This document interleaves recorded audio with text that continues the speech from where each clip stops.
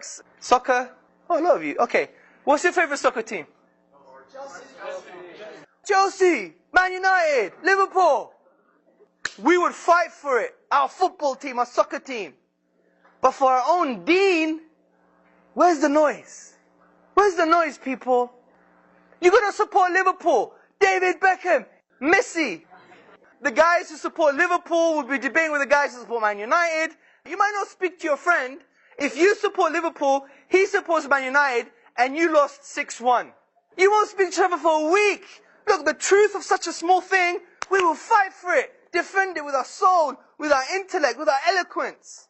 But what about the thing that defines who you are, people? Your own religion.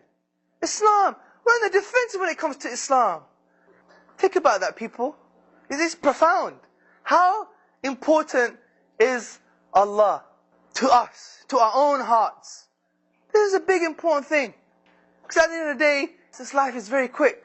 I was 18 just a few years ago. I'm 31 now. Also, you have to understand the importance of the deen for yourself. Make the stance today. Is Islam important to me? Or is it just like another religion? Is it something I do on Friday? Is it something I do because my parents did it? And is it something that I do because it's an identity thing? I'm Somali Muslim. I'm Desi Muslim. Is Islam just an identity thing for you?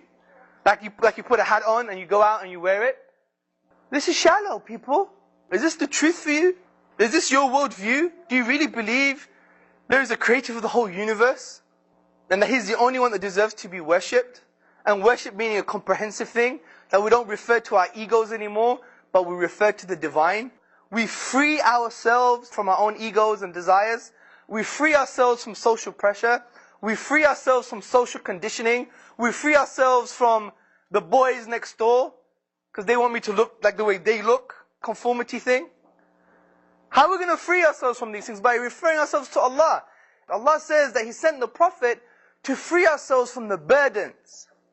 These burdens, they mean the burden to society. Many of us look exactly the same, people. You have the goths that hang around with the goths. And you have the punks that hang around with the punks. And the cribs, they hang around with the cribs. And the bloods, they hang around with the blood. Because we always want to be the same. We always want to follow the peer pressure. And even in our own families, oh, I can't wear the same outfit again to that wedding. What are they going to say? I can't marry my daughter to this really pious, excellent man, because he doesn't have a bigger bank account. What are people going to say? This is the reality, people. Even with our studies. How was his grades? Yeah, he got A stars. But he got all C's. You've heard this before. Just to show a face. Look at these ridiculous burdens we put on ourselves just to conform to what? To human beings, to people just like us. That doesn't really mean anything. So what?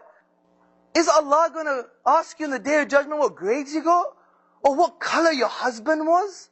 Or how much money he had in his bank account? Bad news, people. The biggest destroyer of families, the biggest destroyers of societies, the biggest destroyers of nations. Allah mentions this. Don't have civilizational and social arrogance.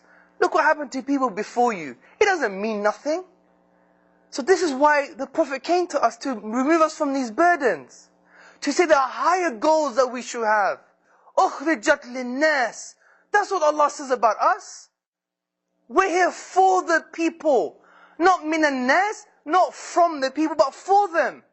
So it means we have a position of spiritual leadership. We should be the leaders, people. Why is Somalia, 10 million people are hungry, starving because of no food? When 10 million people in your own country, in America, are dying because of too much food, obesity. We are to blame because we have the solution. And don't think there's not enough needs, we have to compete for food and resources all the time. That's outdated cliche. That doesn't work anymore.